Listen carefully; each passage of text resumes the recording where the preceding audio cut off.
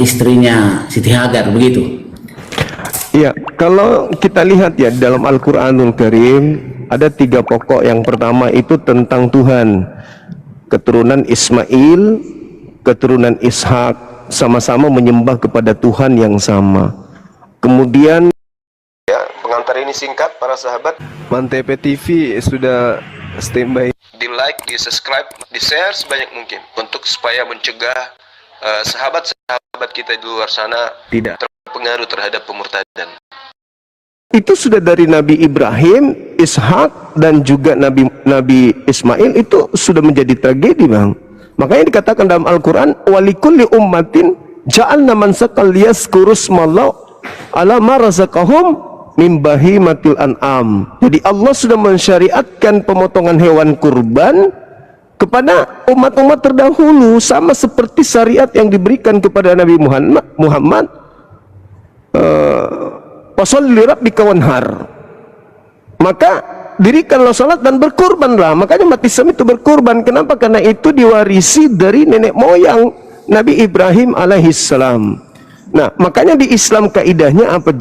Jelas itu dikatakan dalam surah Al-Baqarah, wa may yargabu am millata Ibrahim illa man safiha nafsa. Barang siapa yang membenci ajaran Nabi Ibrahim, maka sungguh dia telah memperbodoh dirinya sendiri. Makanya Nabi Muhammad itu disuruh untuk mengikuti millah. Apa itu millah? Jalan lurus yang diajarkan Nabi Ibrahim kepada keturunannya. Makanya kadang orang bertanya, mana dalilnya Nabi Muhammad disunat? Ya memang gak ada. Tidak ada dalam Al-Quran. Kenapa? Karena orang Arab dan orang Yahudi memang sudah menjadi tradisi mereka dari Nabi Ibrahim bersunat. Makanya orang-orang dewasa seperti sahabat-sahabat Nabi Muhammad, mereka orang-orang Quraisy, mereka orang-orang jahiliyah, begitu mengenal Islam, begitu masuk di Islam, bersyahadat, mereka tidak disunat dalam keadaan dewasa. Kenapa? Sebelum Islam datang, orang-orang Arab itu sudah pada bersunat karena sudah menjadi tradisi dari nenek moyang mereka, Nabi Ibrahim alaihissalam. Nah, terkait dengan Tuhan yang mereka sembah, Kulu amanna billah wa ma unsila ilaina wa ma unsila ila Ibrahim wa Ismail wa Ishaka wa Ya'qub wal asbati wa ma utiya Musa wa Isa. Berarti antara keturunan Nabi Ibrahim, Ishak, Ismail menyembah kepada Tuhan yang sama. Dan itu juga diterangkan di dalam kitab Kejadian 17 nomor 6 nomor 7. Tuhan sendiri yang mengangkat perjanjian kekal bahwa aku akan menjadi Tuhanmu, menjadi sembahanmu oleh kamu, anak-anakmu, keturunanmu secara turun-temurun, dan inilah perjanjianku yang kekal, yaitu aku akan menjadi Tuhan kalian. Nah, berarti ya tidak perlu lagi dibahas apakah Tuhannya umat Islam sama dengan Tuhannya orang Yahudi. Ya jelas sama. Tuhannya orang Yahudi yang mengutus Nabi Adam, Nabi Abraham, Nabi Nuh, Nabi Lot, Daud, Salomo atau Sulaiman, kemudian Nabi Musa, kemudian Nabi Isa, Nabi Muhammad yang terakhir. Nah, makanya beberapa hari yang lalu saya berdiskusi dengan pendeta di dalam kitabnya Yohanes 1 nih, Yohanes 1 nomor 19 dan seterusnya. Ternyata orang Yahudi menunggu 3 manusia. Yang pertama itu adalah Elia, yang kedua adalah Mesias, dan yang terakhir adalah Nabi yang akan datang. Nah, ini yang belum terpecahkan nih. Nabi yang akan datang pada masa Yesus itu siapa? Siapa Nabi yang akan datang setelah Yesus? Belum ada pendeta yang bisa mengupas ini tuntas. Kemarin saya berdebat dengan yang namanya Pendeta Rahmat, tapi tak sanggup untuk menjelaskan itu. Nah, begitu juga yang ada di dalam Kisah Para Rasul 3, Bang, nomor 22, 23. Bukankah di dalam kitab Tauratmu dituliskan bahwa Tuhan akan mengutus seorang nabi yang sama seperti Musa, dan akan terjadi siapapun yang tidak mendengarkan nabi itu maka dia akan dibasmi dari umat kita. Berarti ada nabi setelah Yesus yang tugasnya membasmi orang-orang kafir karena mereka membangkang ajaran Tuhan yang datang kepada para nabi. Seperti itu, Bang. Jadi kalau berbicara mengenai kisah-kisah sejarah seperti itu, ya mohon maaf, saya bukan bidang saya di sana. Silakan. Enggak. Ini siap, Bang. Terima kasih ya. Jadi gini, tadi kan kita mau urut dulu. Tadi itu saya bilang mau belajar casing dulu. Kita belajar dulu, tapi setelah Bang Juma terangkan yang kedua kali ini, tadi ini pertama belum ketemu, tapi kedua sepertinya sama, bahwa ada tauhid, pengajaran yang turun-temurun, ada juga kurban, kan begitu. Berarti nggak ada masalah sebenarnya. Selama 470 tahun itu boleh kita katakan anggap sama cara beribadahnya, karena ada juga tadi kurban, ada pemotongan, ada apa namanya, tauhid yang diajarkan turun-temurun dari Ibrahim kepada Ismail dan seluruh keturunannya.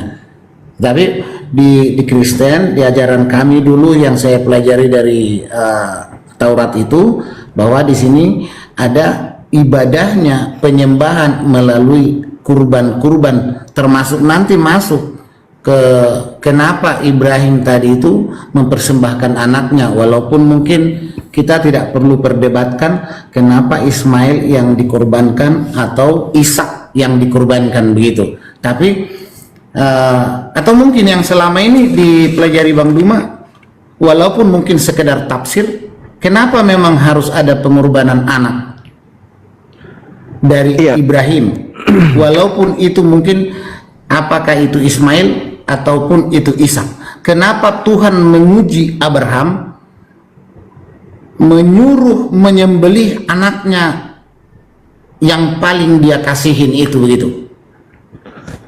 Iya. Baik.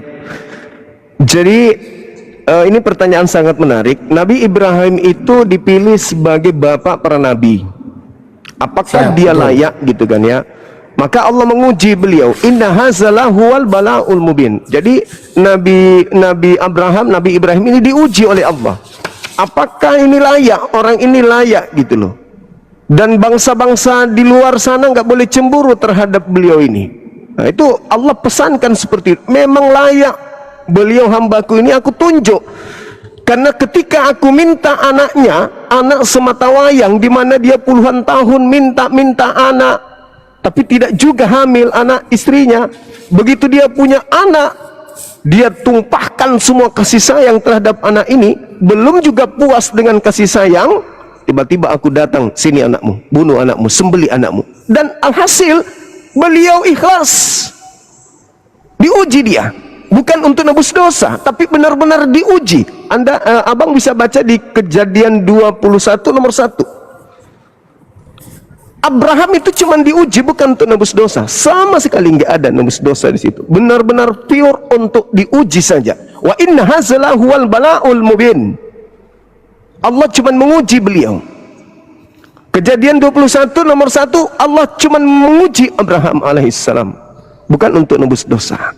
Tapi alhamdulillah Nabi Abraham kemudian, ya sudah, kalau kau menginginkan, meskipun saya cinta, meskipun saya sayang, saya butuh penerus, saya butuh ahli waris, tapi karena engkau yang punya, aku rela. Ditanyalah anaknya, anakku, aku mimpi, dan ini mimpiku kayaknya bukan mimpi biasa. Allah menginginkan aku menyembelih engkau. Gimana menurutmu? Iya, karena anaknya juga orang saleh, maka dia mengatakan, silakan ayah, aku ikhlas. Kalau itu memang perintah dari Tuhanmu, silakan, aku ikut. Nah, maka disembeli. Apa yang terjadi? Allah melihat, oh, ini hambaku betul-betul taat kepada aku. Diganti dengan hewan kurban persembahan. Begitu, makanya tradisi kurban itu ya sampai hari ini masih berlanjut di kami di Islam. Begitu, Bang. Oke, jadi sedikit mungkin saya kasih sampaikan sama Bang Juma tentang kenapa anaknya Abraham itu, kenapa Tuhan menguji Abraham untuk mempersembahkan anaknya yang dikasih. Terlepas dulu ini siapa ya, terlepas dulu siapa. Jadi kalau dari versi yang saya baca di Taurat ya, ketika ini ada dua. Pertama sekali, sejak Adam dan Hawa sampai kepada Nuh, itu kan dibasmi, dihabiskan semua lewat bahtera. Dan Tuhan berharap lewat Nuh dan anak-anaknya ini akan bisa hidup benar atau hidup baik begitu. Tapi ternyata manusia itu jatuh lagi sampai ke penyembah berhala. Bahkan ada banyak yang dewa-dewa yang mempersembahkan anak. Jadi dipersembahkan anaknya, tapi sebenarnya dewa itu pun tidak bisa memberikan apa-apa terhadap manusia itu. Maka kemungkinan besar, ini saya bilang tadi tafsir, tapi kalau mau dibukakan juga di ayat-ayatnya ada, maka Abraham diuji seperti orang-orang Ur-Kasdim. Dia punya di daerahnya itu dulu yang selalu mempersembahkan anaknya, baik itu putri perawan, baik itu anak laki-laki, disembelih. Nah, ketika mereka menyembelih terhadap dewa itu, maka anaknya itu akan mati terbunuh dengan sia-sia. Tapi agar engkau tahu Abraham, bahwa aku inilah Tuhan Allah yang menciptakan semuanya, langit, laut, dan segala isinya, dan yang memberi napas dan menciptakan manusia. Coba persembahkan anakmu itu. Tetapi diuji, benar yang diuji tadi itu, tetapi Tuhan membuktikan bahwa tidak akan jadi pembunuhan, tetapi digantikan dengan domba yang tersangkut di pohon itu. Kayaknya ceritanya semua sama, Bang. Oke. Karena ini ceritanya dan apa namanya ya, tidak mendapatkan perbedaan apapun, casingnya mungkin kita bisa masuk ke nabi-nabi, Bang. Jadi kan tadi kita sudah sepakat mengenai 470 tahun, hampir sama tauhid dengan kaidah ajaran, dengan kurban. Sama juga pengajaran yang diberikan terhadap Musa itu kepada bangsa Israel, maksudnya yang diberikan Tuhan kepada Musa dan Musa mengajarkan kepada Israel, walaupun itu terlalu condong untuk pengorbanan, tapi kayaknya semua sama. Dan yang sampai sekarang melakukan itu saya tahu adalah umatnya daripada keturunan Ismail, karena sampai sekarang masih ada hari raya kurban, sedangkan di Kristen sudah tidak ada hari raya kurban. Nanti apakah Bang Juma sepakat bahwa masih di situ masih sama-sama begitu? Yang terkait inti yang mana ini, Bang? Inti tadi selama 470 tahun mereka kan berpisah ini, Bang. Dia lahir besar sama-sama antara Ismail dengan Ishak, terus keturunan Ishak berangkat ke tanah Mesir, terus kembali lagi mereka sama-sama. Ajarannya masih kita anggap sama sesuai dengan diskusi kita tadi. Kira-kira begitu, Bang? Iya. Oke. Ajarannya sama, iya betul. Masuklah kita ke nabi-nabi. Jadi maksudnya begini. Termasuk mungkin teman-teman di bawah, saya bukan mau menggurui Bang Juma, justru saya mau belajar dengan Bang Juma, tapi saya mau membandingkan antara ajaran ini, di mana sih, apa sih perbedaannya ini, kok semua orang bisa ribut gara-gara agama gitu loh, kok bisa tidak saling menghargai atau sekalian saling mengajari, sehingga siapa yang paling benar, ya mungkin kita bisa sama-sama mungkin memeluk satu agama daripada banyak menjelek-jelekkan begitu. Saya kurang setuju juga bahwa kalau ada orang-orang Kristen yang selalu menyalahkan agama lain atau menyalahkan agama Islam. Tapi saya pengen belajar di mana sih perselihannya kalau Bang Juma berkenan begitu. Iya, silakan Bang, silakan. Oke. Jadi kita kenal tadi bahwa nabi yang membawa bangsa Israel keluar dari tanah Mesir itu adalah Nabi Musa. Apakah di ajarannya Bang Juma itu keturunan dari Ismail itu ada nabi ataupun mungkin yang mengajarkan ataupun yang memberikan kayak sekarang ini apa namanya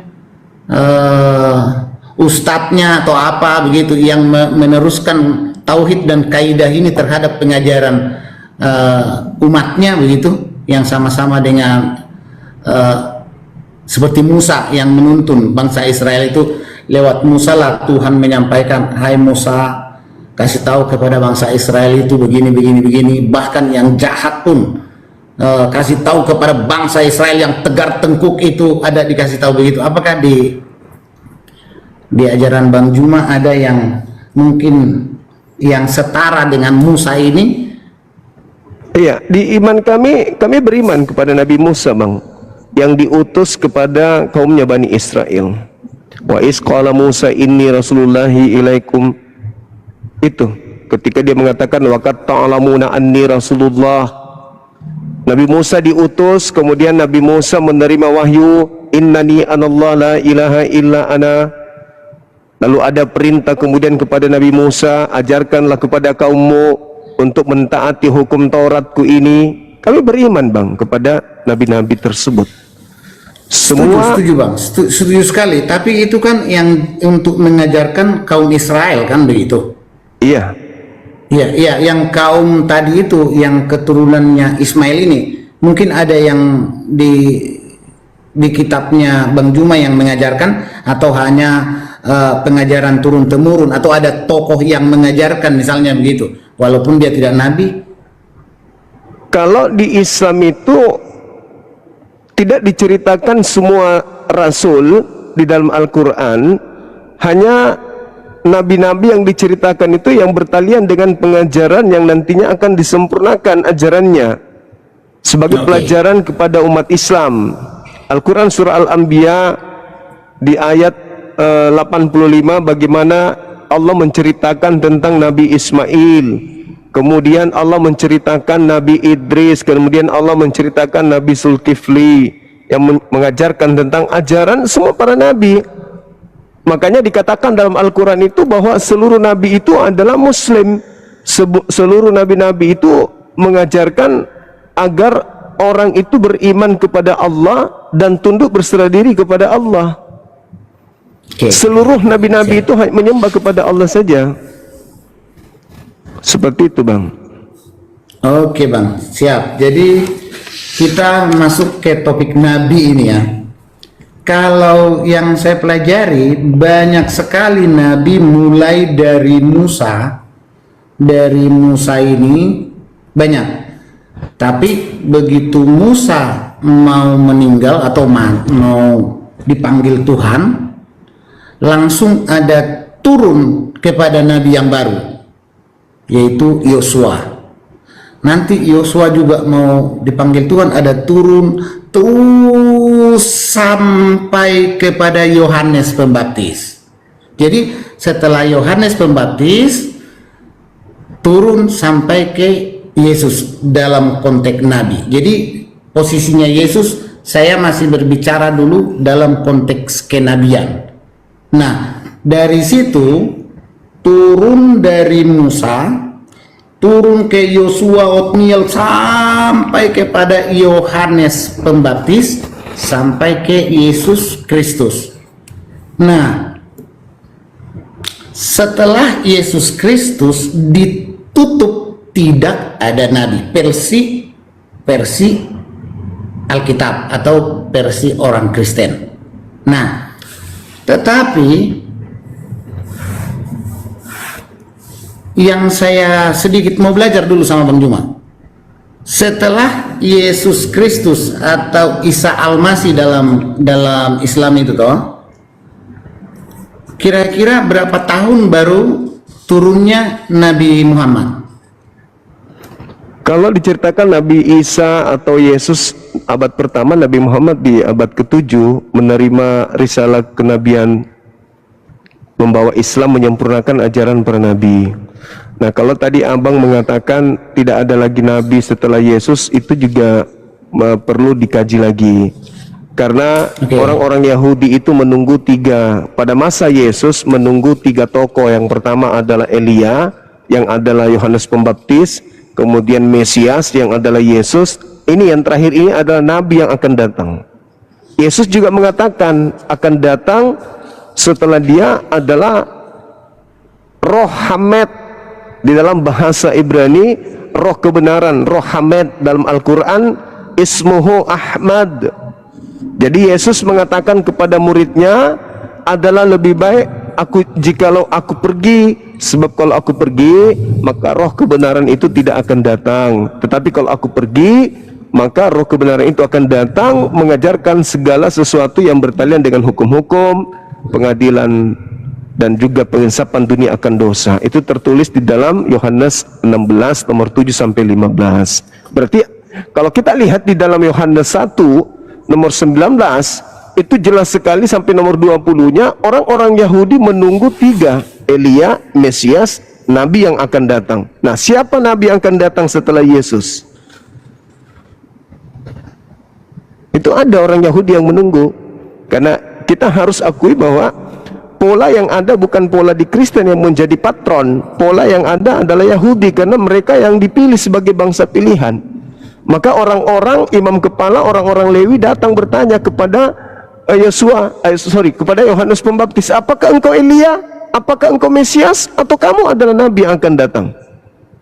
Nah, ternyata Yesus menjawabnya bahwa yang Elia itulah siapa? Yohanes Pembaptis, saya sendiri adalah Mesias, ya Nabi yang akan datang, yang datang setelahku. Seperti itu. Abang boleh baca kok di dalam Yohanes 1 nomor 20, nomor 19, nomor 20, 21, silakan. Yang disampaikan oleh Bang Juma itu semua saya terima dan saya amini dan saya anggap benar semua. Cuman kita masih ibarat jalan dari Makassar ke Toraja, kita pelan-pelan dulu telusurin dari kota Makassar ke baru kan namanya kan baru, terus nanti ke sini terus sampai ke Pindang, sampai ke sana gitu. Maksud saya tadi ini kan ada di abad ke-7. Ini kita mau lebaran tanggal 19-20 ini tahun ke berapa ini? 1047. Nah, 1047. Sedangkan 1447. Sedangkan ini kan sudah 2026 ya. Tahun ini tahun Masehi. Berarti sekitar 600 lebih ya, kurang lebih ya, nggak kita hitung ya. Tadi 7 abad yang dibilang Bang Juma itu. Oke, saya masuk di sini dulu Bang. Tapi ini mohon maaf ya, bukan menggurui. Kita diskusi, kita belajar casing dulu tadi itu. Nanti baru kita masuk ke bagian intinya begitu. Nah, ini kan Yesus, anggaplah ajaran dari nabi-nabi sebelumnya. Bahkan kalau perlu dari Nabi Adam sampai Yesus. Ini kurang sempurna misalnya begitu. Maka datanglah Nabi penyempurna. Tadi saya bilang dari Nabi Musa, begitu dia mau mati sudah ada penggantinya. Begitu dia mau mati sudah ada penggantinya. Begitu dia mau mati sudah ada penggantinya. Tapi ketika Yesus, yang tadi Bang Juma bilang bahwa kita masih ada nunggu satu lagi Nabi, kenapa jaraknya ini kira-kira 600 tahun lebih ya, tambah kurang ya, karena saya nggak pegang kalkulator ini. 600 atau saya coba dulu pakai ini ya, 2026 sekarang, tahun 2026 dikurangi 1447 Hijriah, 579 sih Bang Juma kayaknya. Iya, kurang lebih Bang. Ya, jadi 579.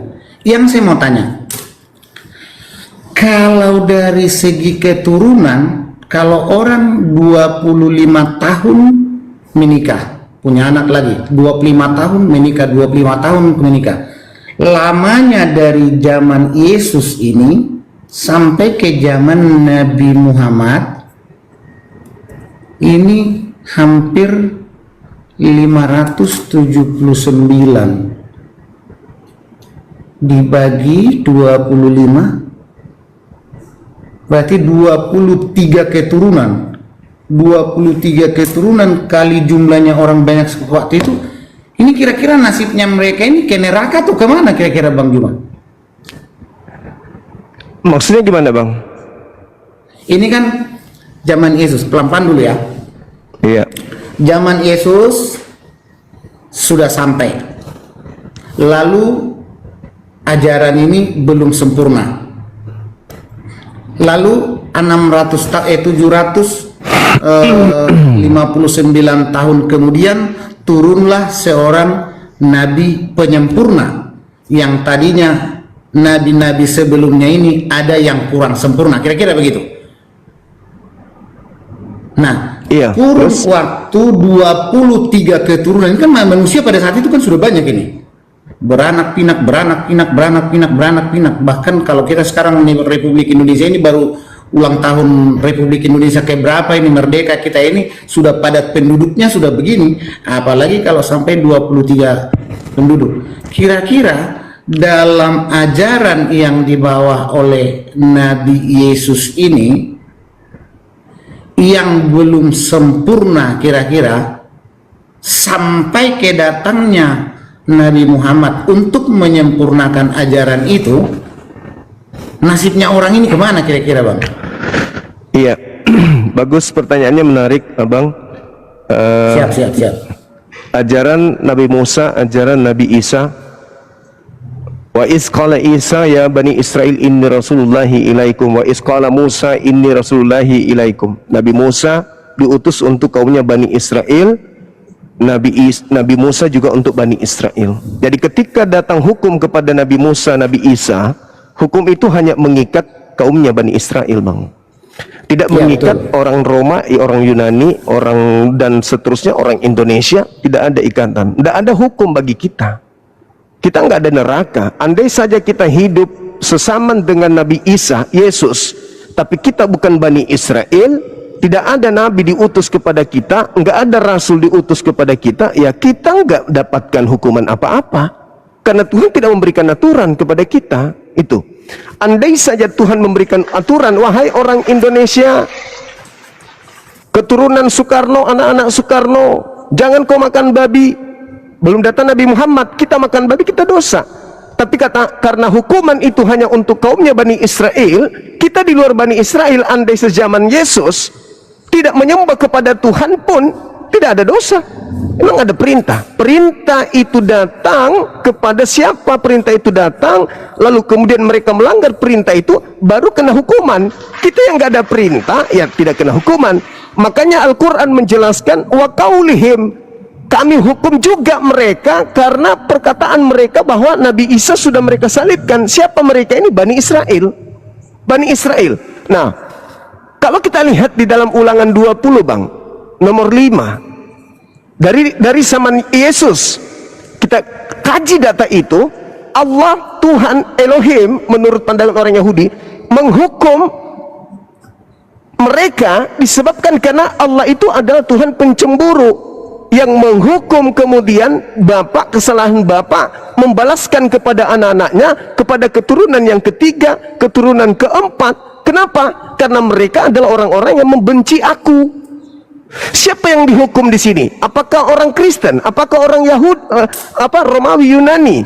Bukan. Yang dihukum adalah keturunan Bani Israel, murid-murid Yesus, orang-orang sebangsa Yesus, yang membenci Tuhannya Yesus, yang melantik Tuhannya Yesus menjadi manusia, yang melanggar hukum-hukum yang datang kepada Nabi Musa, yang menggantikan hukum yang datang kepada Musa dengan hukum manusia, yang menggantikan kemuliaan Tuhannya Nabi Musa dengan manusia. Maka Tuhan menghukum mereka. Nabi Muhammad tidak ingin kemudian terkontaminasi dengan orang-orang seperti ini. Nabi Musa datang menyelamatkan mereka dari perbudakan Mesir, bukannya mereka berterima kasih. Dia melihat dengan mata kepala, Tuhan begitu dahsyat cintanya kepada mereka. Apa kata Nabi Musa? Sedangkan engkau masih ada bersama dengan aku, sedangkan aku ada di tengah-tengah kalian, kalian memperlihatkan ketegaran tengkukmu kepada pencipta. Apalagi nanti setelah aku datang. Begitu datang Nabi Isa, ingin memperbaiki keadaan mereka, masih juga menolak. Malah berusaha ingin membunuhnya. Jadi kalau Nabi Muhammad ketika itu juga langsung diturunkan pada saat itu, bisa jadi ajaran Islam ini diobrak-abrik lagi tuh, sebagaimana mereka mengobrak-abrik kitabnya Nabi Musa. Datang Nabi Isa, diobrak-abrik lagi ajaran Nabi Isa. Datang Nabi Muhammad, diobrak-abrik lagi. Padahal Tuhan itu Maha Pengasih. Tuhan menyimpan Nabi Muhammad jauh dari mereka supaya ajaran Nabi Muhammad itu bisa terjaga murni sampai hari kiamat. Makanya Nabi Muhammad dijauhkan, sedangkan sudah 600 tahun lebih jauh dari keturunan orang-orang yang ingin membunuh Nabi Isa saja. Begitu mereka bertemu dengan orang-orang Yahudi baik di Madinah maupun di Mekah, mereka menginginkan Nabi Muhammad kemudian berubah dari ajarannya, dari akidahnya, mengikuti mereka. Maka muncul ayat qul ya ayyuhal kafirun. Nah, itu kalau Nabi Musa sudah ditolak, Nabi Isa ingin dibunuh, Nabi Muhammad ingin didekatkan kepada mereka, tidak akan mungkin. Jangankan kemudian pada masa Nabi Isa, Nabi Muhammad nyusul di waktu yang bersamaan, sudah 1400 tahun Nabi Muhammad diutus dengan berbagai kebenaran yang mereka temukan dalam kitab mereka. Sampai hari ini mereka belum masuk Islam. Padahal Allah sudah mengatakan, ya ahlal kitab, qad ja'akum rasuluna yubayyinu lakum katsiran. Wahai ahli kitab, telah datang kepadamu rasulku untuk mengajarkan kalian kepada kebenaran, menjelaskan dari isi kitab sebagian isi kitab yang kalian sembunyikan. Dia datang dengan membawa Al-Quranul Karim sebagai peringatan kepada kalian, kabar gembira kepada orang-orang yang ingin mendapatkan pengajaran. Qad ja'akum, telah datang kepada kalian. Itu kata Allah, diulang-ulang. Tapi mereka tetap saja tidak beriman. Jadi kalau sampai Al-Quran jatuh di tangan mereka, hancur. Coba Anda bayangkan, orang Kristen berdiri cuman mengambil terjemahan, tidak bisa menemukan kitabnya Nabi Musa lagi, tidak bisa menemukan kitabnya Nabi Daud lagi, tidak bisa menemukan murni ajaran Yesus lagi. Kenapa? Karena mereka orang-orang suci ini datang kepada bangsa Tegar Tengkuk. Orang Kristen sampai datang ke sana diludahin. Orang Islam datang di sana dibunuh, diperangin. Tahu nggak kenapa kemudian orang negara-negara ini banyak membela Israel? Kenapa orang-orang bangsa-bangsa di luar, di tengah-tengah, di luar daripada Israel menginginkan Israel itu punya tanah sendiri? Alasannya bukan karena mereka mendukung, enggak. Karena mereka tidak mau orang-orang keturunan yang membunuh Nabi Isa ini berada di negara mereka. Mereka ingin kau tenang aja di situ, jangan keluar dari situ. Kapan dia masuk di negaranya, maka dia akan menjadi penguasa makin membesar sehingga mengganggu kedaulatan negara yang lain. Karena memang sudah karakternya begitu. Dari sejak Nabi Musa sampai sekarang begitu karakternya. Jangan dipikir negara yang lain itu mendukung dia, tidak. Mendukung, ya mendukung, tapi latar belakang mereka mendukung itu karena mereka tidak mau orang-orang Yahudi ini menumpang di negara mereka. Karena mereka sudah tahu karakter. Makanya mereka mendukung kemerdekaan Israel untuk bangsa mereka sendiri supaya mereka tenang di situ. Jangan pindah ke negara kami, di situ aja ya, habisin aja itu orang-orang Palestina. Yang penting jangan pindah ke tempat kami. Jadi begitu saudaraku. Kenapa Nabi Muhammad dijauhkan? Karena Nabi Muhammad diutus oleh Allah agar ajarannya itu jangan terkontaminasi dengan keinginan-keinginan syahwat orang-orang ini. Nabi Musa mengalami, cukuplah Nabi Isa mengalami itu, bahkan sampai kepada pencobaan dibunuh, bahkan tidak kurang dari itu, Nabi Isa pun dilantiknya menjadi Tuhan. Tuh, bayangkan bagaimana kedurjanaan mereka terhadap pencipta langit dan bumi. Itu abangku. Silakan. Siap, tapi saya lihat ini Bang Juma ini terlalu semangat kah atau bagaimana? Saya kan cuma bertanya sedikit, tapi Bang Juma sampai berapi-api. Jadi tadi padahal sudah cukup jelas Bang Juma terangkan tadi. Berarti selama 579 tahun aman karena belum ada aturan. Jawabannya kan cuma saat itu aja, padahal sudah beres tadi. Berarti kita anggap biar saya jelaskan kenapa, apa penyebabnya. Karena mereka adalah bangsa Tegar Tengkuk, gitu Bang. Silakan. Paham, tadi awal juga saya udah bilang bahwa Tuhan pun berfirman kepada Musa, hai Musa, kasih tahu bangsa itu, bangsa yang Tegar Tengkuk.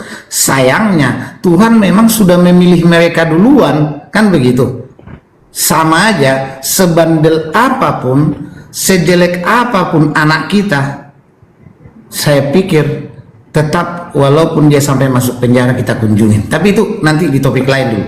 Yang penting saya puas sekali dengan jawabannya Bang Juma. Selama 579 tahun itu nggak ada masalah karena belum ada aturan. Walaupun sebelumnya tongkat estafet kenabian itu selalu turun-temurun, tidak pernah ada terputus sampai selama 579. Itu aja mungkin kuncinya Bang Juma. Terima kasih, casingnya kita udah selesai belajar. Kita boleh masuk ke topik-topik utama. Tetapi intinya ternyata ajaran itu dari sejak, kalau saya mungkin boleh ambil kesimpulannya, dari sejak Adam sampai kepada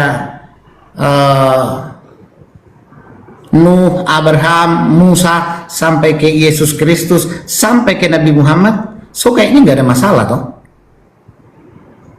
dengan yang tadi kita sudah diskusikan itu. Kira-kira bagaimana Bang Juma? Iya, masalahnya ketika Al-Quran datang menegur bangsa Israel. Ya, jadi ini kita close dulu sampai di sini, bahwa sementara tidak ada masalah toh. Nah sekarang apa saja yang mungkin masih masalah boleh kita diskusi. Sepanjang saya masih bisa jawab, saya akan jawab, begitu Bang Juma. Oke, baik. Tapi saya udah puas bahwa tadinya saya memang selama ini berpikir kenapa ya sampai 579 tahun atau 600 tahun ini dibiarkan, contoh ya, negara nggak ada presidennya, kira-kira begitu di benakku loh ya, dibiarkan. Tuhan itu tega sekali membiarkannya gitu selama 600 tahun. Tapi tadi sudah terjawab dari Bang Juma bahwa selama 579 tahun ini aman karena belum ada aturan yang disempurnakan, kira-kira begitu toh? Tidak ada nabi yang datang diutus kepada mereka, Bang. Tidak ada nabi. Jadi hidup mereka aman sesuai dengan amal baktinya atau perbuatannya, kan kira-kira begitu yang dia untuk menentukan besok mereka masuk ke neraka atau masuk ke surga, begitu. Iya. Sudah sangat saya pahami jawabannya itu. Terima kasih Bang Juma. Oke, baik Bang. Jadi gini, ketika Abang ini sangat berupaya untuk menangkar dari Nabi Abraham, dari Adam, Abraham, Ismail, Ishak, casingnya dibahas sampai kepada Nabi Muhammad SAW adalah benar keturunan dari Nabi Ismail karena beliau dari Arab. Nah sekarang berakhir kepada Yesus untuk menjadi jembatan ke Katolik ini. Kan karena Kristen ini adalah agama Katolik yang pertama, itu nabi siapa yang diutus kepada orang Roma sehingga mereka mengambil terjemahan kitabnya orang Yahudi yang disebut Perjanjian Lama, sehingga melahirkan sebuah konsep agama menyembah yang namanya Yesus, ibadahnya kemudian hari Minggu, kemudian mereka makan babi tetapi masih memegang terjemahan Torah, mereka tidak bersunat. Ini nabi mana yang mengajarkan konsep kekristenan mula-mula seperti Katolik ini, Bang? Kalau kami Islam, Nabi Muhammad, jelas tadi saya sudah menjelaskan. Nah kalau Kristen ini kira-kira dari mana asalnya, kok bisa berbeda dengan Yahudi? Silakan. Oke, mungkin kalau saya pelajari ya pertanyaannya Bang Juma ini kayak macam, tapi mungkin penilaianmu tadi tentang saya tanya, karena sebenarnya intinya supaya kita paham dulu sampai kedatangan Nabi. Ternyata setelah kita diskusikan sudah sampai kedatangan Nabi ini, no problem. Tapi pertanyaan Bang Juma tadi itu kayaknya banyak sekali dan loncat-loncat. Kalau dari semua hitungan dari Alkitab, kita harus berbicara dulu tentang babi atau sunat, begitu? Bukan. Karena ada disebut tadi babi. Berbicara Nabi, kan jelas ajaran Nabi Musa, jangan makan babi, haram bagimu. Yesus, Matius 5:19, siapa yang menghalalkan babi dan mengajarkan orang lain makan babi, maka dia menempati neraka. Nah, tiba-tiba muncul agama Kristen. Nabi mana yang mengajarkan pola kehidupan agama Kristen ini? Ibadah minggu, makan babi, tidak bersunat, menyembah sosok yang bernama Yesus Kristus. Itu nabi mana yang mengajar itu?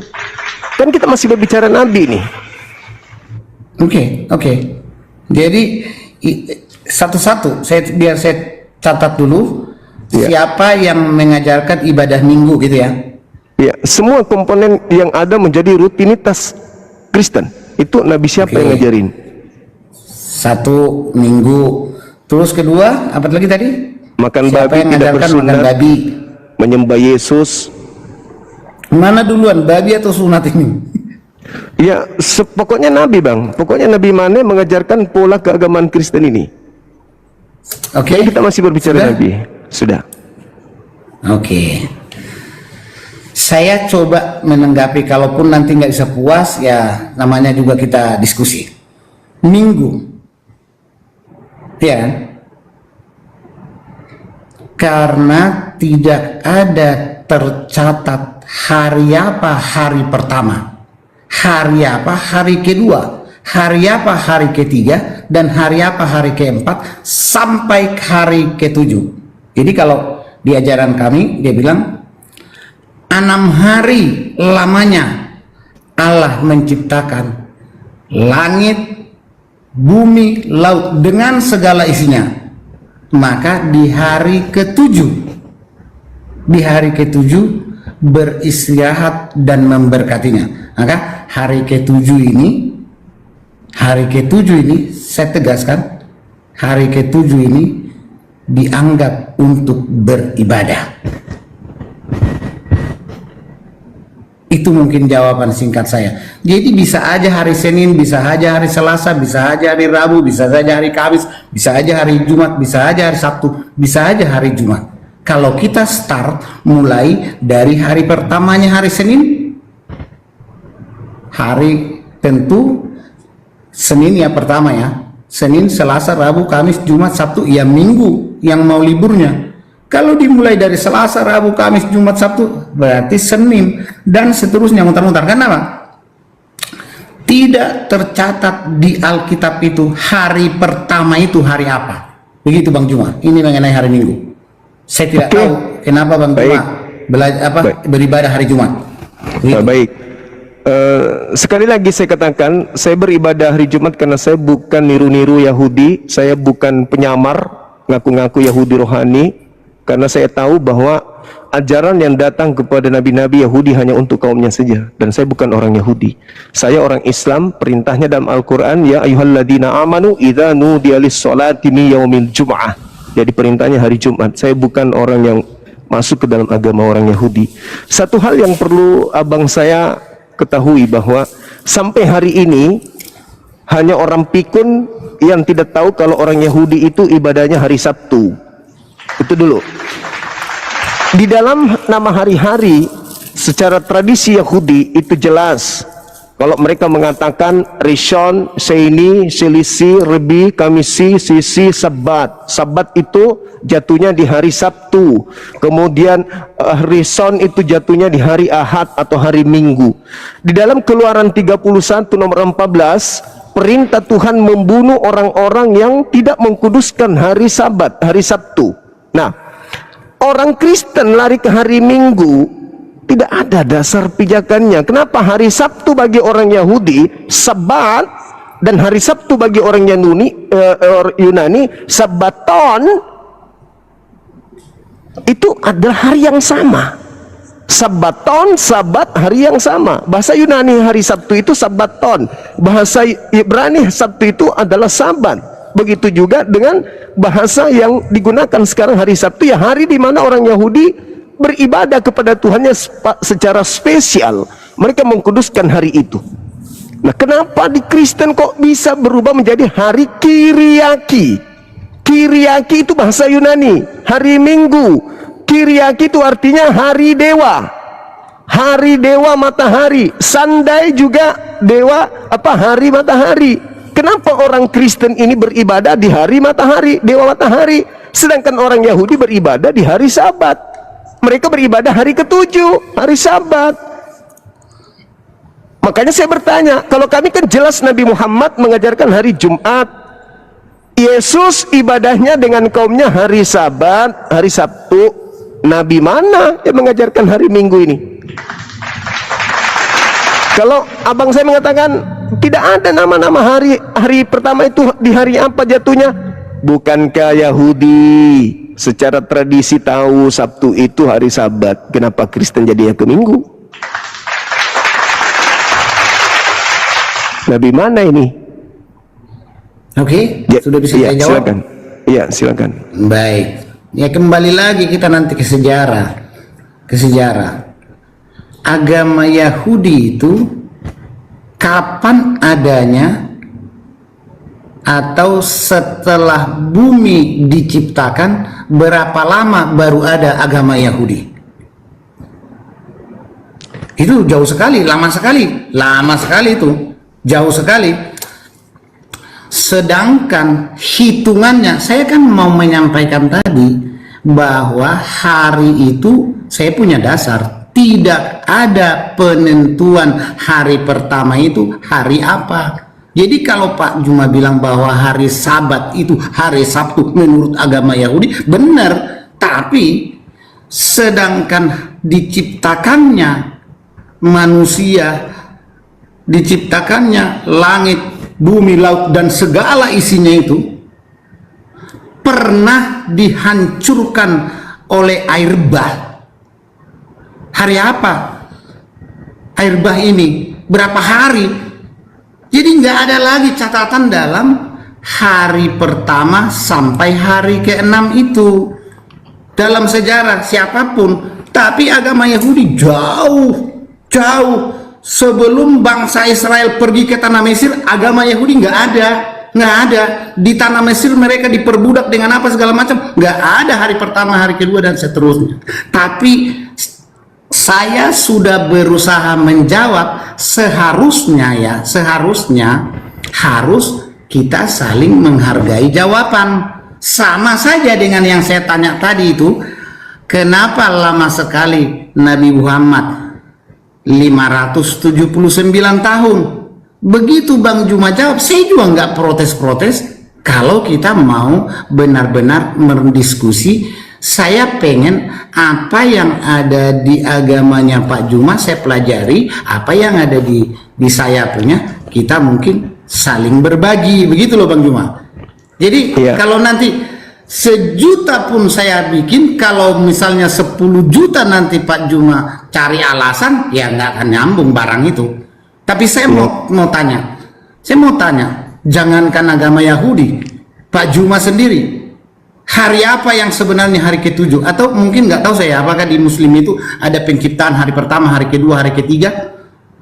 Kalau di Alkitab itu ada ya, hari pertama, hari kedua, tapi nggak disebut harinya. Misalnya Senin, Selasa, Rabu dan segala macam itu nggak ada begitu.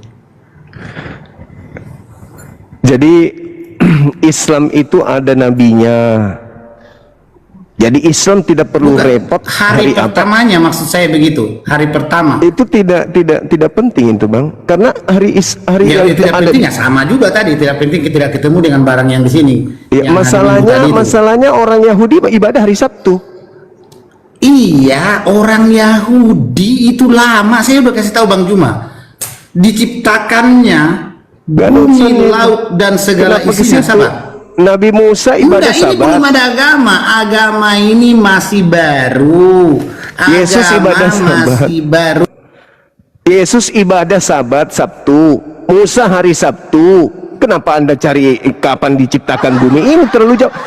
Abang ini akui aja, kami pengikut Paulus. Kolose 2 nomor 16, Paulus melarang kami untuk mentaati perintah-perintah Tuhan tentang hari-hari. Udah selesai. Nggak usah terlalu muluk-muluk abangkuan. Kalau hari pertama, hari kedua, nggak pret. Saya menghargai abang, tapi kalau pola abang masih sama seperti Paulus di dalam mendoktrin manusia menghilangkan akal sehat, maaf. Saya orangnya tegas, hak-hak, batil-batil abangku. Kami umat Islam mengikuti Nabi Muhammad. Katanya pengikut Nabi Muhammad. Kenapa anda ikuti hari Jumat? Kan Nabi Muhammad Jumatnya ya Jumat. Jumat yang ada sekarang hitungan 7 hari. Nggak pernah berubah hari Jumat pindah ke Kamis, Kamis pindah ke ini. begitu juga Nabi Musa, begitu juga kaumnya, begitu juga Yesus. Sabatnya jelas kok hari Sabtu. Jejak sejarah, orang Yahudi masih ibadah di sinagoge hari Sabtu, orang Kristen ibadah di Minggu. Itu permasalahannya di situ, abangku. Permasalahannya di situ. Akui saja, Kristen tidak punya nabi. Udah, ajaran Kristen berasal dari Paulus. Akui aja. Jadi makanya saya menghargai abang ini. Kenapa saya menghargai abang? Karena kelihatannya abang mau belajar. Saya berpikir ada sesuatu yang luar biasa di ujung diskusi kita sejam lebih. Tapi ujung-ujungnya doktrin juga, dogma juga, nggak ada bedanya dengan Kristen-Kristen yang lain. Berujung ke doktrin, ke dogma. Mohon maaf saya harus meminjam kata bodoh, pembodohan. Karena orang Yahudi ibadah hari Sabtu, orang Kristen ibadah di gereja hari Minggu. Siapa Nabi yang mengajarkan itu? Makanya Nabi Muhammadku menjauh dari kalian. Karena kalian bikin aturan setelah menghapuskan aturan Tuhan. Paulus mengajarkan apa? Dengan matinya Yesus di atas tiang salib, maka Yesus telah menghapuskan seluruh hukum Tuhan yang ada di dalam Taurat beserta dengan segala perintah-perintah yang ada di dalamnya. Efesus 2 nomor 15. Makanya Kristen bikin aturan sendiri. Begitu abang. Sebenarnya terlalu jauh abangku ini mencari data tentang Abraham, tentang Isa. Nggak ada hubungannya. Kristen itu bukan Yahudi. Kristen tidak ada hubungannya dengan situ. Kristen ini adalah kelompok di luar yang disebut oleh orang Yahudi sebagai Abu Dazarah, bidat. Bukan kelompok Yahudi, tapi orang asing yang memakai istilah-istilah Yahudi. Orang asing yang tidak ada hubungannya dengan Yahudi. Tidak ada hubungannya Yesus dengan orang Kristen. Sama sekali nggak ada. Cuman Kristen aja yang mengklaim kami pengikut Yesus. Tapi saya bisa buktikan abang, kalau Kristen itu bukan pengikut Yesus anak Maria gitu. Saudara, Kristen ini adalah sebuah kelompok yang kehilangan arah. Itu abangku. Seperti itu adanya. Saya memang kalau kebenaran, ya kebenaran. Hak-hak, batil-batil. Maafkan saya bang.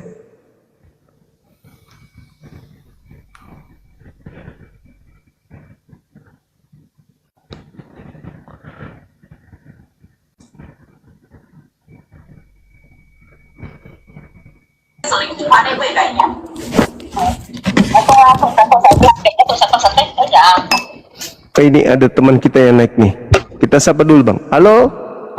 Halo, shalom. Saya Johannes, Ustadz. Iya, semangat malam bang. Malam.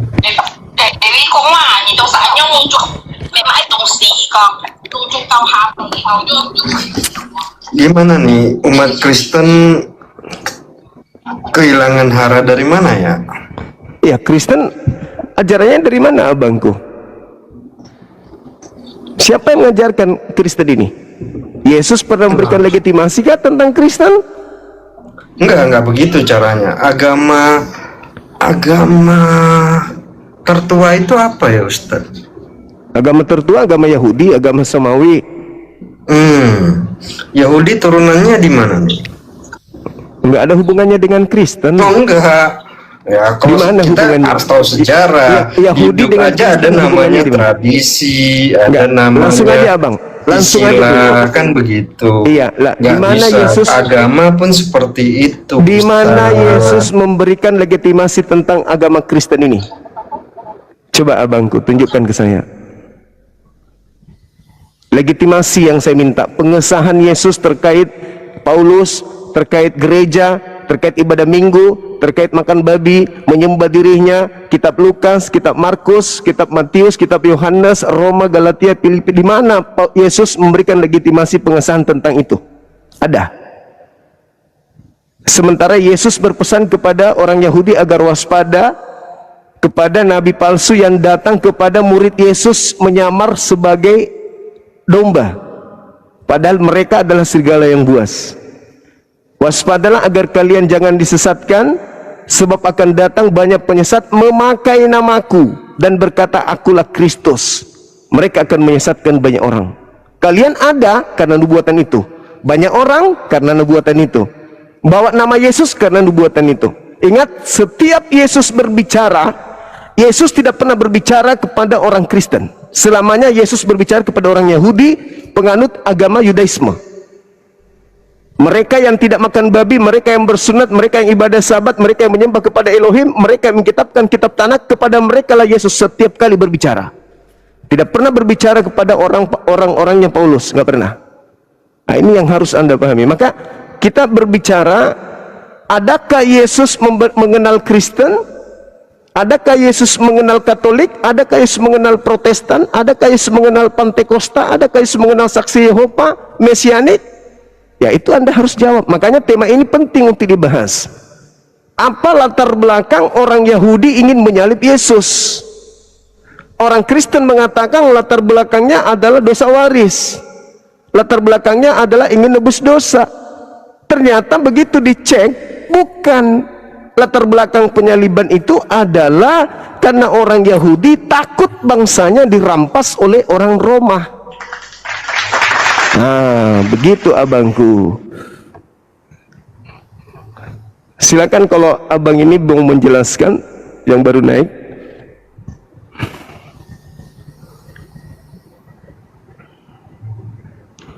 Oke, silakan yang baru naik. Ya, dibuka. Izin Pak Ustadz, teman saudaraku, ya kita mau menilai suatu agama, kita percaya negara aja meyakinkan bahwa Indonesia ini luar biasa. Indonesia ini mempercayai ini diperbolehkan 5 agama. Indonesia punya 5 agama yang disahkan dalam negara. Apa hubungannya Ya, sih kita dengan tidak bisa mengecilkan salah satu agama, nggak baik Ustadz, mohon maaf. Siapa yang kita berbicara bukan masalah negara ini, kita berbicara Kristen itu dari mana? Kok jadi nangis bahas negara ini? Ini yang kita bahas tentang nubuat Kayafas. Latar belakang penyaliban yang terjadi itu apa? Tanya pelakunya, kalian menyalib Yesus itu apa motivasinya? Motifnya apa? Kalian menyalib Yesus? Ada karena kalian ingin dosanya ditebus? Ada? Tak ada. Ada karena dosa turunan dari Adam? Enggak ada. Ada karena dosa warisan? Enggak ada juga. Ada untuk menyelamatkan orang-orang di luar Yahudi? Enggak ada juga. Lalu apa latar belakangnya kalian menyalib Yesus? Kami tidak ingin bangsa kami dirampas oleh bangsa Roma. Di mana tertulis? Yohanes 11 nomor 45 sampai nomor 57. Gampang kok itu. Nah, tapi kalau Anda mengatakan agama kami disah, ya memang, kata siapa tidak. Ini kita cuma berbicara legalitas agama Kristen dari Yesus. Kenapa? Karena menurut Kristen artinya pengikut Kristus. Kristen pengikut Kristus. Sayangnya Yesus berpesan kepada pengikutnya, waspadalah agar kamu jangan disesatkan. Jika ada orang berkata ada Kristus di sini, ada Kristus di sana, jangan kau percaya. Sebab Kristus palsu akan datang, melakukan banyak tanda yang dahsyat, mujizat dan kekuatan-kekuatan sekiranya mungkin menyesatkan orang-orang pilihan juga. Nah itu tidak ada dalam agama itu? Tidak. Dalam agama Kristen tidak ada yang dibilang Kristus palsu akan datang. Tidak ada. Yang ada nabi-nabi palsu yang baca akan Matius 24 nomor 24. Tidak ada Ustaz. Inilah maaf, tidak ada dibilang Kristus palsu. Yang ada dibilang nabi-nabi palsu. Mohon maaf. Boleh Anda baca Matius 24? Tunjukin dong. Matius 24 boleh Anda baca? Ya, tunjukin dulu Matius 24 itu bunyinya apa, ditunjukin dulu. Anda boleh buka, silakan Anda baca.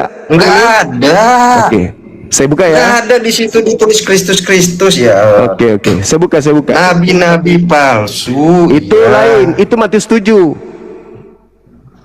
Makanya belajar Pak, jangan pilih agama kalau tidak tahu agama itu seperti apa arahnya. Mohon maaf, nama aja Yohanes Pak. Izin mohon maaf. Nama saya Yohanes, yang saya baptis. Iblis juga sombong. Kalau cuman sombong tidak, saya tidak sombong. Oke, baik, saya buka ya, kita buka.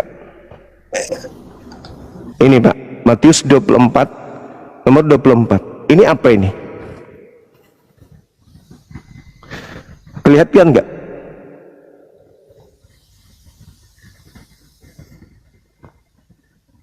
Buka aja di situ Pak. Masa saya seorang muslim bisa paham ini Bible, Anda tidak? Matius 24, Kristus palsu, Mesias palsu akan datang melakukan banyak tanda yang dahsyat, mukjizat sekiranya mungkin menyesatkan banyak orang. Nah, ini polanya. Yesus datang sebagai manusia. Paulus datang kepadanya bukan manusia. Anda baca Galatia 1 nomor 1, bukan manusia yang mengajarkan aku Injil. Aku diutus menjadi rasul bukan manusia, tapi yang utus aku menjadi rasul adalah Yesus Kristus. Berarti Yesus lain, karena bukan manusia. Kalau Yesus yang asli manusia, yang datang kepada Paulus, Yesus juga, tapi bukan manusia. Berarti palsu dia. Baca Galatia 1 nomor 11 nomor 12-nya. Dia mengatakan yang datang kepadaku mengajarkan aku Injil bukan manusia. Bukan manusia mengajarkan aku Injil, tetapi Yesus Kristus. Kristus itu artinya manusia yang diurapi, tapi dia mengatakan bukan manusia. Berarti dia Kristus palsu. Karena yang diurapi itu manusia. Coba Anda baca Lukas 2 nomor 11. Pada hari ini telah lahir bagimu juru selamat manusia yang diurapi Tuhan di kota Daud. Yesus mengatakan, Paulus mengatakan, aku menerima Injil bukan dari manusia, tapi dari Yesus. Ditambah Kristus. Bagaimana bisa Kristus kalau bukan manusia? Berarti dia tidak diurapi. Nah, kalau tidak diurapi tapi bergelar Kristus, itu Kristus palsu. Yesus mengatakan, waspada kepada Kristus palsu. Di mana? Anda sudah lihat Matius 24, masih mau ngaku sombong. Nama saya Yohanes, tapi saya bukan. Ya, nama saya Yohanes, Pak. Begini, Ustaz. Nama saya Yohanes. Ya, tapi apalah gunanya bernama Yohanes kalau enggak kita lah, tahu? beginilah, yang mana ada dibilang nabi menikahi anak di bawah umur, ya ampun, betul-betul itu, ya ampun. Penghujat Bang Yohanes, kayaknya kita nggak sampai ke situ. Tapi terima kasih banyak, Bang Juma. Saya mungkin mohon pamit dulu karena kita juga beda 2 jam. Siap, Abang, siap. Kebetulan kalau saya lihat kita memang tidak cocok diskusi. Terima kasih banyak dan siap. Mohon maaf kalau di bawah ada yang merasa bahwa tadi saya menjebak enggak. Alur ceritanya dari awal, oh ini kejadiannya ini. Makanya saya nggak terlalu bahas dari Adam sampai Nuh, dari Nuh ke Abraham. Nah, dari Abraham tadi saya fokus sampai ke Nabi. Setelah dari Nabi ini baru kita mungkin bisa diskusi tentang ajarannya. Tapi baru masalah hari Minggu aja kita bahas, kayaknya nggak bisa connect, nggak bisa ketemu. Baru tadi itu ada saya tulis loh di sini, hari Minggu kenapa masalah babi, kenapa masalah sunat.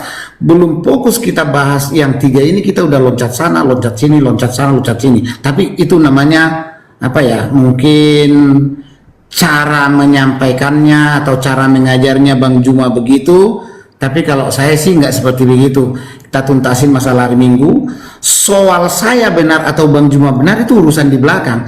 Apanya yang kita mau cocokin? Oh ini kalau begini, ini kalau begini. Terus masalah babi. Nah nanti kita diskusi tentang babi itu. Habis babi itu ke sunat itu dan seterusnya dan seterusnya. Saya pikir itu lebih mengedukasi karena dalam hal ini pun saya juga tidak mengajar atau tidak mempertahankan untuk orang mau masuk Kristen atau bagaimana, itu adalah pilihan. Dan saya tegaskan, kita jangan munafik. Zaman Nuh itu jutaan orang hanya 1 yang benar. Zaman Abraham itu juga jutaan manusia itu hanya Abraham. Makanya Abraham diambil dari kampungnya itu, dibawa ke tempat lain karena nggak bisa diperbaiki di kampung itu. Nggak bisa lagi dia diperbaiki di Ur Kasdim, harus dibawa. Jadi sebaiknya kita mengajar agar orang benar-benar hidup tekun, bukan saling kayak bagaimana ya, akhirnya kita kayak pedagang di pasar ngotot baku tawar-tawar tapi nggak jadi membeli begitu. Jadi kalau saya tadi itu kita diskusi Minggu, masuk ke diskusi tentang babi, masuk ke sunat, baru kita lanjut bahkan sampai ke Paulus pun nanti, karena Paulus itu terakhir karena itu di ajarannya itu begitu Bang Juma. Tapi super sekali, terima kasih banyak. Satu toko besar. Iya, makasih Abang, makasih. Sehat selalu Bang Jamres Simanjuntak. Thank you. Siap.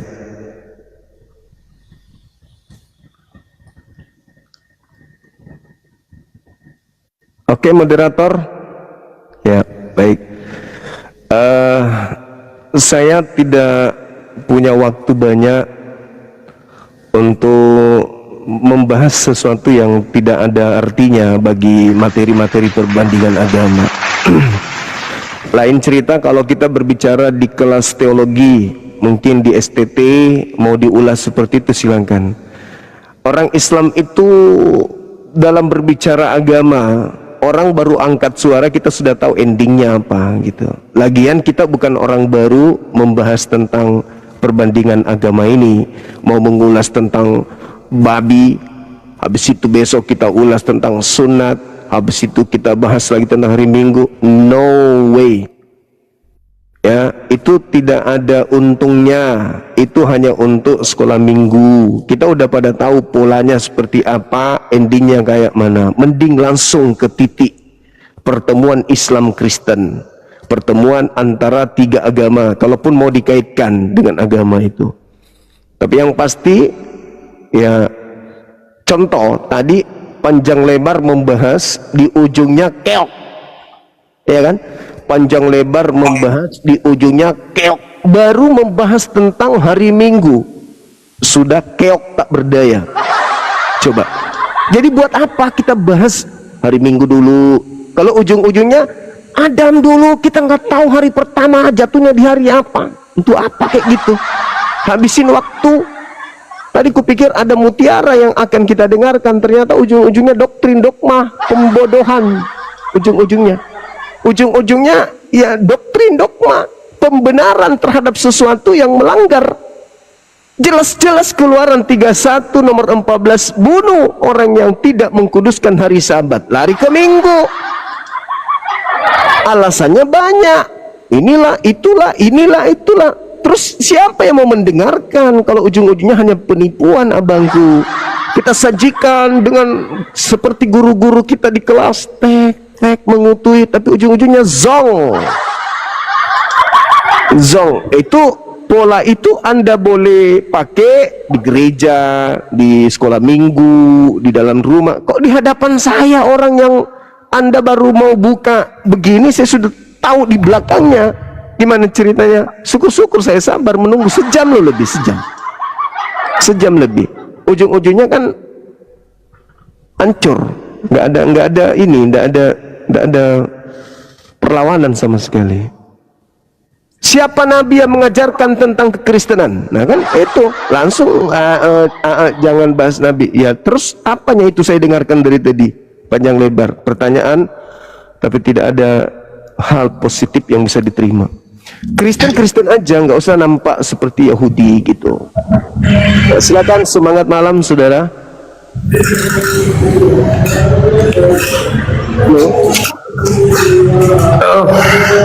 Selamat malam Bang Jung. Malam. Dari sekte mana Bang? Banyak sabar Bang, banyak sabar, itu aja dulu. Iya. Dari sekte banyak mana sabarnya. Katolik apa Protestan abang? Ahli warisnya yang tanya. Iya betul. Ya, sekarang apa aja dulu pesan abang? Dengar abang dulu aku bicara ya sebentar. Tahu abang itu nanti hasilnya, entah tahu abang. Abang perbanyak sabar biar berhasil. Itu aja. Lanjut bang ya. Oke, thank you. Thank you.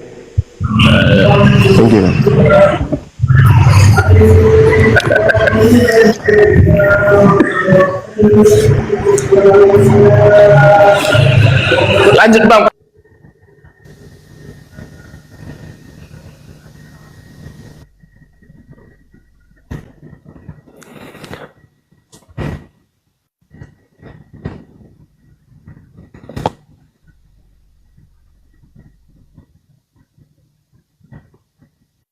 Halo, cek Cek, cek, cek. Selamat malam. Cek, cek.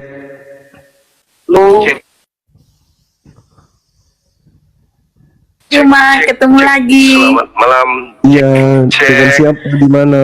Cek, aku Dengan siapa Ibu? Halo?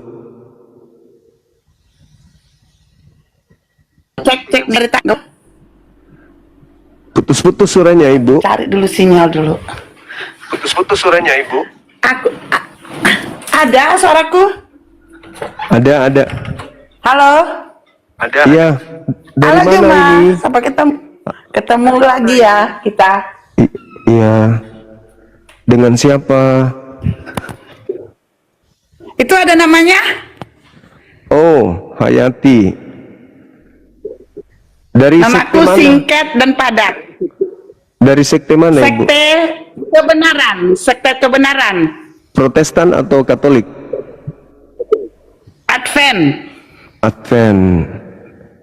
Advent, iya. Silakan. Saya punya pernyataan. Silakan buka kameranya Ibu. Saya punya pernyataan bahwa ternyata setelah saya mengkaji Bible, latar belakang orang-orang menyalib Yesus itu bukan karena dosa waris, bukan karena ingin menyelamatkan orang Kristen, bukan karena ingin menebus dosa, melainkan karena orang Yahudi takut bangsanya dirampas oleh orang Roma. Tertulis di dalam Yohanes 11 45 sampai nomor 57. Itulah yang menyebabkan orang-orang Yahudi ingin menyalibkan Yesus. Nah, bagaimana sikap Ibu setelah tahu ini, bahwa ternyata bukan karena dosa waris, tetapi karena ketakutan orang Roma bangsanya dirampas oleh orang Yahudi bangsanya dirampas oleh orang Roma. Silakan. Saya sebenarnya tidak tertarik menjawab itu. Saya hanya tertarik kasih pertanyaan, boleh? Oh, nggak bisa. Materi Islam itu hanya untuk orang yang berakal, Ibu. Karena aku berakal, makanya dari tadi aku ingin naik. Kalau berakal, kenapa masih Advent? Bukan masih Advent. Saja dari tadi saya ngetik. Kan di sini Juma ingin menonjolkan nabimu. Satu aja pertanyaan saya, apa sih mujizat nabimu yang bisa menyelamatkan kalian? Itu aja. Mujizatnya satu aja. Yang bisa menyelamatkan manusia. Al-Quran saya, mujizat beliau itu Al-Quran yang diwariskan kemudian kepada kami umat Islam. Apa isinya? Apa isinya? Satu saja. Isinya percaya bahwa manusia yang datang di tengah-tengah Bani Israel lahir tanpa ayah mengajarkan Injil itu adalah Rasul utusan pencipta langit dan bumi. Untuk menyelamatkan, fokus kepada pertanyaan saya, untuk menyelamatkan yang namanya manusia dari dosa. Di dunia ini tidak ada kita bisa selamat karena terlalu banyak dosa. Satu saja mujizatnya yang bisa menyelamatkan Al-Quran. Manusia. Mengikuti Al-Quran.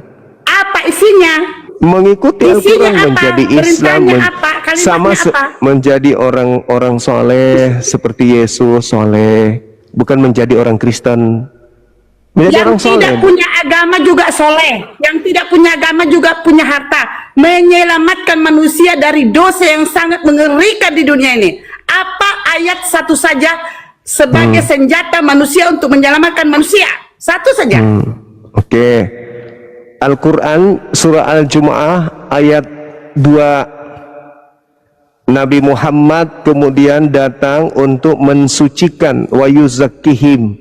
Nabi Muhammad diutus untuk mensucikan manusia. Siapa yang mengikuti beliau maka akan disucikan kemudian. Al-Quran surah Ali Imran ayat 31, Qul in kuntum tuhibbunallaha fattabi'uni. Menyelamatkan, bukan mensucikan, menyelamatkan. Dan mujizatnya satu mujizat aja, karena manusia ini perlu diselamatkan dari dunia fana ini yang sangat mengerikan. Itu saja, nggak usah bahas hari Minggu, hari Sabat, karena hari Sabat di Al-Quran juga. Ibu, jangan seperti di kandang babi kalau di Komang saya, Bu. Ini bukan gereja. Kalau di Islam itu tidak seperti di Kristen menghayal. Tidak ada tindakan cuman menghayal tok. Kalau di agama Islam, Nabi Muhammad diutus untuk mensucikan manusia. Dengan cara apa mensucikan manusia? Mengikuti beliau. Apa yang diperintahkan beliau, apa yang dijadikan sebagai acuan untuk mengikuti beliau kita ikuti, maka kita selamat. Kul in kuntum tuhibbunallah fattabi'uni yuhibbukumullah wa yaghfir lakum dzunubakum wallahu ghafurur rahim. Jadi kalau ingin dicintai oleh Allah, ingin dicintai pencipta langit dan bumi, ikuti Nabi Muhammad. Itu dalilnya. Udah, ibu dibawa, ibu cuman doktrin. Jualan babi aja di pasar. Di pasar jualan babi. Jualan babi di pasar, jangan di sini. Di sini bukan tempatnya orang-orang bodoh bahlul. Di pasar, Bu, jualan babi sampai kau mati. Yesus tidak pernah menjanjikan keselamatan kepada pemakan babi. Yesus tidak pernah menjanjikan keselamatan kepada peminum tua. Yesus tidak pernah menjanjikan keselamatan kepada penyembah-penyembahnya. Yesus tidak pernah menjanjikan keselamatan kepada orang di luar Yahudi. Jangan mimpi. Jangan mimpi. Keselamatan bisa diperoleh dengan Yesus ketika orang-orang itu melakukan ajaran yang Yesus sampaikan di dalam Matius 5 nomor 20 sampai nomor 48. Itu baru bisa selamat. Kalau hanya mimpi menghayal di gereja itu nggak akan ada itu, karena Yesus tidak mengenal Kristen. Oke, saudara, semangat malam. Wow. Selamat malam, bagus banget nih Zuma, langsung naikin. Iya. Silakan. Itu tema saya, Bang. Iya. Nubuat Kayafas. Buat Kayafas ya. Jadi kalau Kayafas itu apakah ada nubuatan apa gimana maksudnya? Oh, ilmu Anda masih tidak sampai ke situ berarti. Jadi Kayafas ini lu yang buat tema. Iya, Anda nggak tahu Kayafas? Tahu, imam besar. Apakah dia bernubuat? Iya, ketika waktu dia, pertanyaannya apakah ini nubuatan untuk Kayafas atau ini? Ya makanya kasih yang jelas supaya premis apa. Jadi Kayafas bernubuat Yesus harus mati untuk bangsa Israel. Dalilnya Yohanes 11 nomor 48 49, nih tak ajarin, baca. Yohanes 11 ayat dari 45 sampai data 57. Jadi ternyata kalian selama ini tertipu dengan mengimani penyaliban itu untuk dosa. Ternyata penyaliban itu untuk membebaskan orang Yahudi dari Roma. Kalian tertipu selama 2000 tahun. Silakan. Baik ya. Kalau di situ dari 45 itu ada kesepakatan untuk membunuh Yesus. Jadi kalau kau ngomong bahwa untuk membebaskan yang namanya bangsa Israel dari Romawi, tidak ada seperti itu. Nah, kamu belum baca. Makanya baca. Kenapa? Sebentar, baca dulu. Sebentar. Dibaca dulu, baru berargumentasi. Makanya gini, diam dulu. Kalau makanya saya jelasin, Zuma, kau nggak ngerti Quranmu. Ketika waktu saya bilang, kamu mengatakan tidak ada, padahal di situ ada. Silakan. Berarti Anda nggak paham. Kau mengatakan nggak ada, tapi ada. Berarti Anda nggak paham. Jelas-jelas di situ apa yang harus kita lakukan. Kayafas mengatakan adalah lebih baik satu orang mati daripada seluruh bangsa kita binasa. Kalau kita membiarkan Yesus terus melakukan, apakah itu namanya nubuatan? Makanya baca data setelahnya. Maka mulai ternyata kau hanya modal teriak. Mana nubuatan? Itu baca. Mana? Nomor Nubuatannya mana? Baca nomor 5051. Wah, kasihan deh loh. Kasihan 2000 tahun tertipu. Tidak ada ilmu. Kitabnya dia nggak tahu. Kayapas bernubuat. Kalau Yesus itu harus mati untuk membebaskan mereka dari penjajahan Roma. Kasihan deh loh. Kasihan deh loh. Untung moderator kasih turun cepat, kalau tidak sudah mulai merah mukanya itu, udah mulai merah kayak udang. Ketika dikatakan di data nomor 50-nya, maka tahun itu juga Kayapas bernubuat. Dia bernubuat. Untuk apa dia bernubuat? Agar supaya apa? Agar Yesus itu dibunuh. Untuk apa? Untuk apa Yesus dibunuh? Untuk menyelamatkan bangsa Israel dari apa? Dari perampasan tempat suci dan bangsa mereka dari Roma. Tidak tahu dalil kitabnya sendiri. Kalau menghujat juara, Bible nggak paham. Menghujat luar biasa. Paling pintar menghina, menghujat, penista. Tapi ternyata Bible nggak paham. Untung segera diturunkan sama moderator, kalau tidak hancur dia di sini.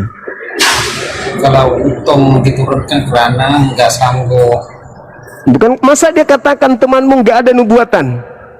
Apa nggak memalukan Kristus? Jangan merekayasa. Merekayasa. Coba Anda baca Yohanes 11. Jangan mereka menghiasa mengatakan dengar. Baca, dengar saudara, dengar.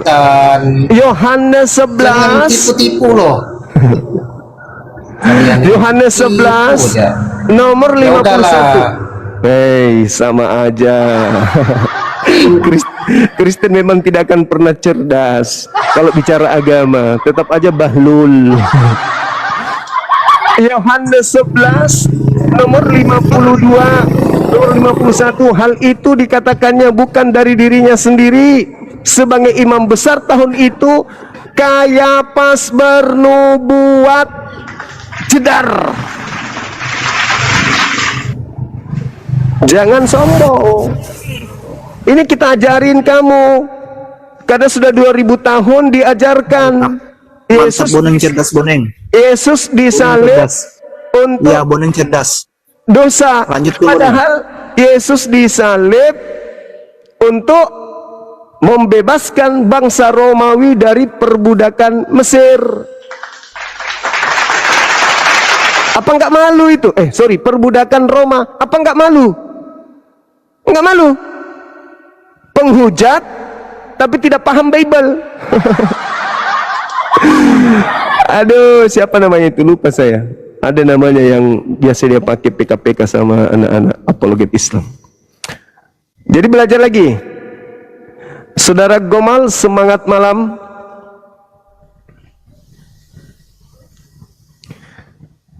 Gomal, selamat malam abangku yang ganteng. Jangan tidak ngikutin ini ya, jangan tidak ngikutin dalil dalam Bible ya. Kalau Nabi Isa di agama kami ya, wa ma qataluhu wa ma salabhu, beliau tidak dibunuh, tidak disalib. Nah, ternyata kalau di agama Anda ada penyaliban. Sayangnya penyaliban itu terjadi bukan untuk dosa waris. Itu yang menyedihkan itu. Silakan saudara dari non muslim, dari apa, Katolik apa Protestan? Oh iya, namanya mata pisau, tapi mata buta. Buta Bible. Mana ada nubuatan di situ? Banyak ngomong kalau semua. Ya, Banyak silakan. Iya, silakan.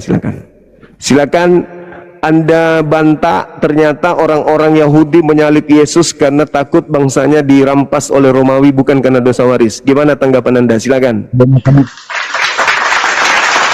Memberikan fakta Juma. Itu dalilnya begitu, Bang. Saya tidak memframing, itu data. Silakan Anda baca Yohanes 11 nomor 45 sampai 57. Bisa Anda baca sekarang. Kameranya kenapa gelap, Bang? Lihat muka pun udah gelap. Oh, jangan emosi lah, jangan naik kalau mau berantem.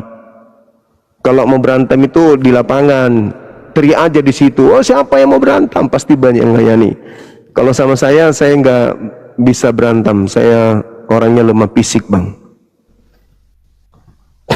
Saya cuma mau berantem logika saja untuk mencerdaskan anak bangsa.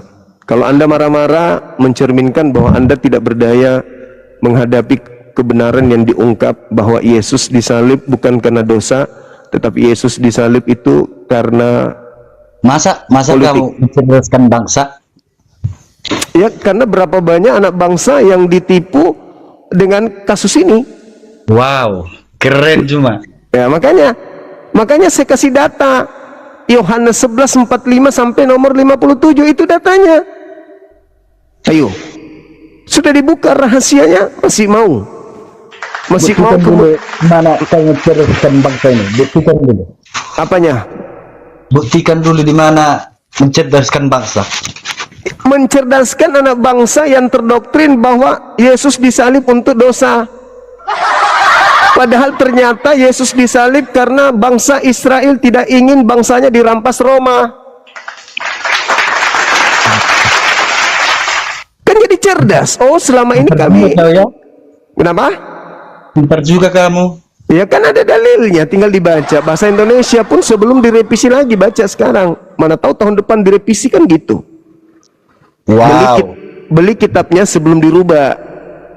Kalau kitab yang sekarang terjemahan baru itu TB3 atau TB2 yang sekarang ini itu mengajarkan bahwa orang-orang Yahudi ahli kitab, ahli Taurat, orang Farisi, imam kepala, mahkamah agama bahkan turun tangan untuk menyalibkan, untuk membunuh Yesus karena takut bangsa mereka dirampas oleh Roma. Titik.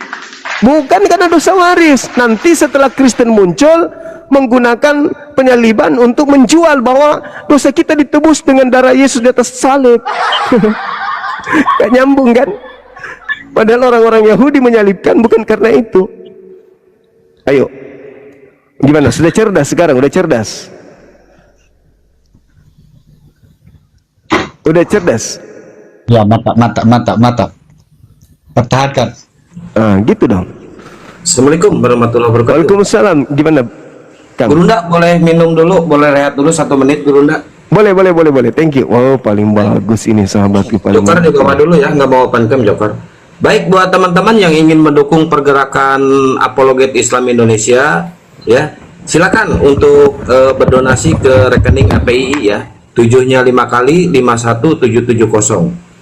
7-nya 5 kali 51770. Dan untuk kalian yang ingin beli kaos Gurunda Juma, silakan hubungi ke WA saya ya, 081 21 474 9002. Ayo digas teman-teman ya, sambil Gurunda rehat dulu sejenak 1 menit 2 menit biar Gurunda minum dulu teman-teman. Oke, udah beres Gurunda? Udah.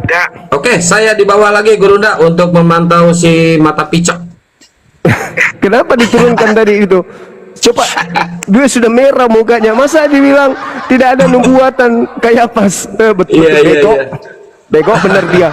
Terlalu banyak makan babi makanya. Iya, siap. Oke, saya dibawa lagi Gurunda. Assalamualaikum warahmatullahi wabarakatuh. Waalaikumsalam warahmatullahi wabarakatuh. Selamat pagi, Bang Andre. Apa kabar?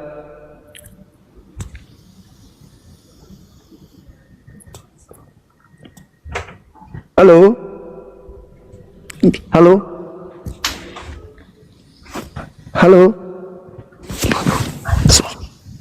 Hai, jangan bisik-bisik. Halo? Ada orang nggak? Nggak ada teman-teman. Dibilang nggak ada, dia gayanya gini, sok menutupin ketololan dan kebegoan. Mana katanya dalilnya di situ, mana ada? Oke, ini dia pakai kacamata gayanya. Si penghujat itu si penghujat Bahlul itu. Gini gayanya tadi, teman-teman. Nih. Mana? Oh, ini tidak ada di situ dikatakan nubuatan. Prat. Hujat juara 1, Bible buta.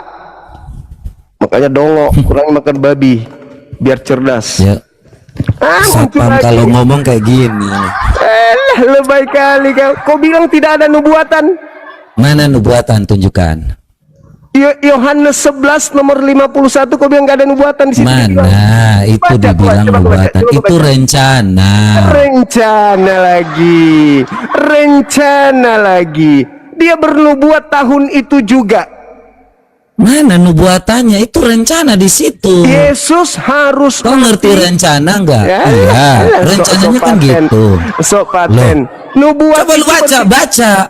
nubuatan itu jelas dia katakan dia berbicara bukan dari dirinya sendiri, tetapi sebagai imam besar tahun itu dia bernubuat bahwa Yesus harus mati untuk bangsa itu, bangsa Israel.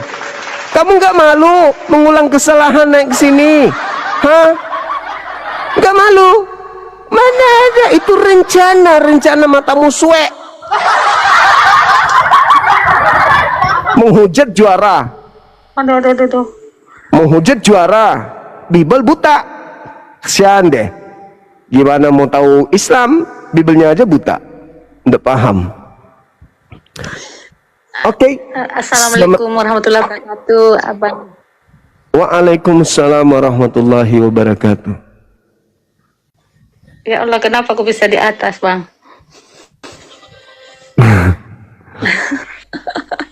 Tapi aku, aduh.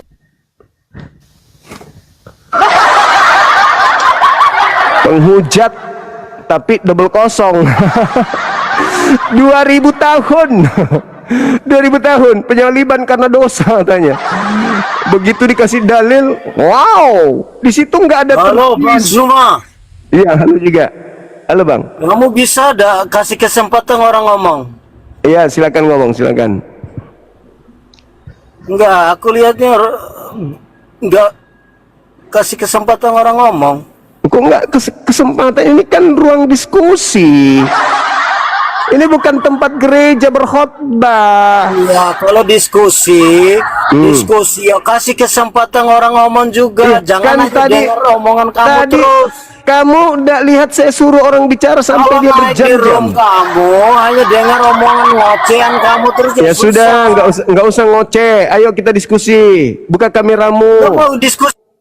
Alah, curhat sana di pinjol. Tagihanmu terlalu banyak, jadi koneksi ini stres. Nggak bisa bayar pinjol, kau stres di sini.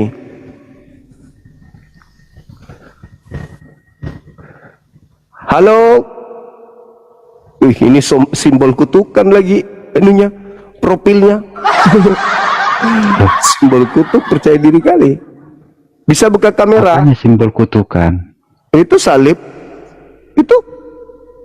Itu simbol apa salib? Enggak, saya cuma bilang simbol kasih. Dari mana kau dapat salib? Kenapa kau teriak kayak Vera? Di mana? Kaget aku. Karena salib begitu simbol kasih. besar kasih Allah akan dunia ini, sehingga mengutus anaknya untuk disalib. Jangan mute dong, jangan takut. Sehingga mengutus anaknya untuk disalib, Ya, gitu. ya kan?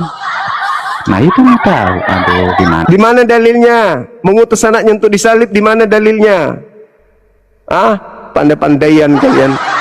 Masuk ke tema, Bang, masuk. Tadi kan udah intermezzo aja itu, intermezzo.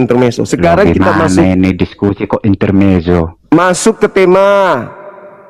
Saya katakan bahwa Apa orang temanya? Yahudi, imam kepala, mahkamah agama, orang Farisi menyalib Yesus karena tidak ingin bangsa Israel dikuasai oleh Romawi. Jangan men-mute lah. Nah, bagaimana pandangan Anda yang sudah 2000 tahun didoktrin bahwa salib itu untuk nebus dosa? Silakan.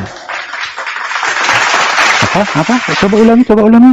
Bagaimana tanggapan Anda setelah di prank 2000 tahun salib nebus dosa? Yang prank siapa? Ternyata salib itu adalah upaya orang-orang Yahudi untuk menghilangkan Yesus supaya bangsa mereka tidak dirampas oleh Romawi. Ya Silakan. memang perspektifnya orang Yahudi yang memang seperti itu. Terus? Kan mereka yang melakoni, mereka yang melakukan. Ya iya, makanya saya bilang ya perspektifnya orang Yahudi yang memang seperti itu. Terus masalahnya apa?